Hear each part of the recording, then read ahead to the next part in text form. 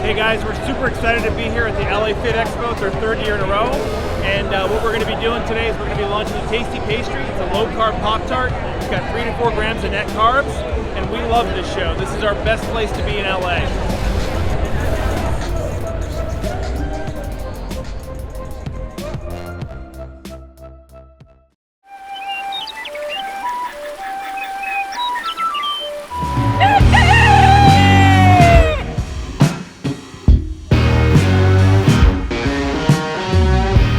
Welcome back to Legendary Foods Muscle in the Morning. I'm Dave Palumbo, and today is Tuesday, April 27th, 2021.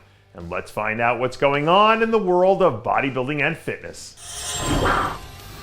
So if any of you Man U or Man City fans were still suffering from PTSD, maybe focusing your attention on Samson Dauda might not be such a bad thing. According to Samson, right now his plan is to spend the next 3 or 4 months sticking to his off-season plan, trying to put on some size without sacrificing too much in terms of his conditioning.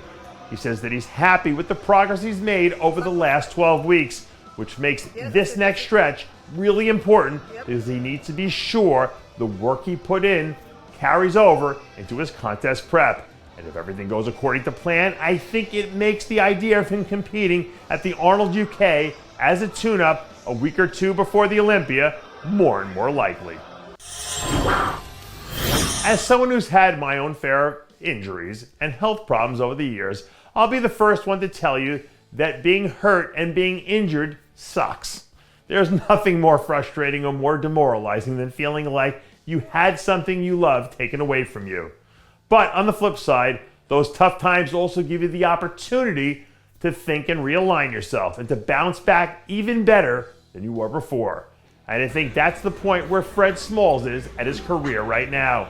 After suffering a serious pec tear a while back that forced him to go through a pretty lengthy rehab process, it's almost been 3 years now since the last time we saw Fred on an IFBB stage. But with that being said, I did hear recently that Fred wants to make one more serious push to try to get back on an Olympia stage, and that we might even see him back in action before the end of the year. Some people might forget that once upon a time we were talking about Fred as a legitimate top 10 Olympia threat. So if he still has some gas left in the tank, making another Olympia run might not be completely out of the picture. If you've been watching this show for a while, then you've heard me say that I think people should play to their strengths. And there's a reason for that. It's because 9 times out of 10, when you try to play to someone else's game, and by their rules, you end up being the one who loses in the end.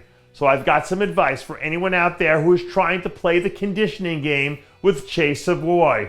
Don't do it. This guy has made a career out of being the most well-conditioned athlete in the building. And as far as I'm concerned, he's like the Steph Curry of his division, because this guy flat out doesn't miss. So if you know that he's going to be in that lineup, do yourself a favor and don't try to play his game, because all you'll end up doing is fighting a losing battle. Even if you're not a UFC fan, watching Bruce Buffer announce the winner from the judges' scorecards in a championship fight is one of the most exciting moments in sports. That moment right after he says, "and still," and then they raise the hand of the defending champion, always sucks me in. And it's that exact "and still" moment that Missy Truscott is working her butt off for right now. The reigning and defending Fitness Olympia champ has been training like a complete savage. And if you didn't know any better, you'd think that she was the one who had something to prove this October.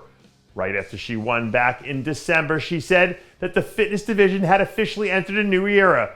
And as one of the ones who ushered in the new era, you know she won't be in a hurry to change that tune anytime soon. And that does it for yet another edition of Muscle in the Morning. I'm Dave Palumbo, reminding you to always be true to your passions. And make sure to follow us on Facebook, Twitter, and Instagram.